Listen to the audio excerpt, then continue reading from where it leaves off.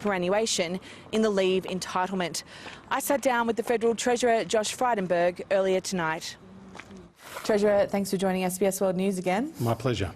So firstly, you have made an announcement today in the paid parental leave space. Doesn't seem like it's necessarily addressing the concerns on the superannuation front. So why not go that step further?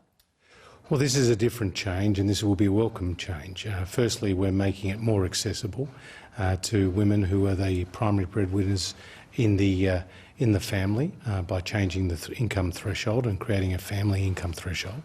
We're also ensuring that the 18 weeks is made into a 20-week paid parental leave program, which can mean a single mum who today could only get 18 weeks will now be able to get 20 weeks. We're also creating more flexibility for families to choose how they may want to share it between a mum and a dad.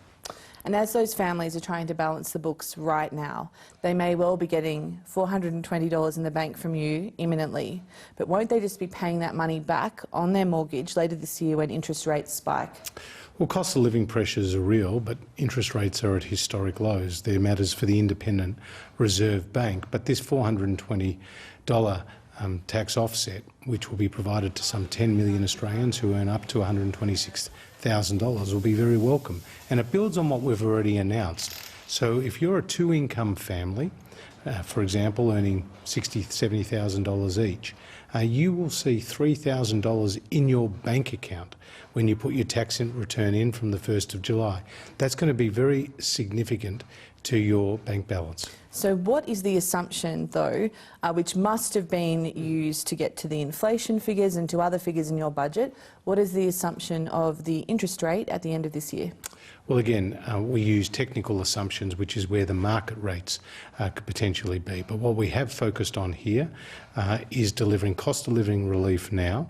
Do you wish now that your government had been more glowing and more given more of a clear run to the idea of electric vehicles so that more people maybe had a different way to fuel their cars right now? We've supported the rolling out of electric vehicles with investments in charging stations and the like.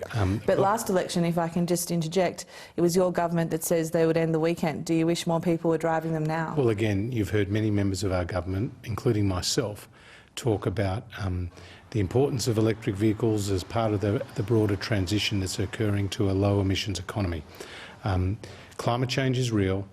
Net zero is a major commitment from our government. In terms of your big spend on cyber, almost $10 billion, the unemployment rate is so low now. Where are you going to find the people to staff this facility? Technical experts will be found because it's a great privilege to work for the Australian government, particularly in this very sensitive area.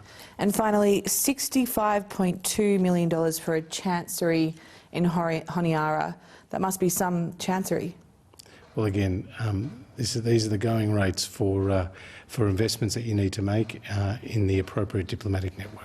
I mean, is it just for a building? What are we paying for there? It seems like an extraordinary amount of money. Well, again, that detail may be provided by the Foreign Minister or not, but there are also sensitive matters sometimes around our diplomatic embassies, and obviously the costs are there, though, for you to see.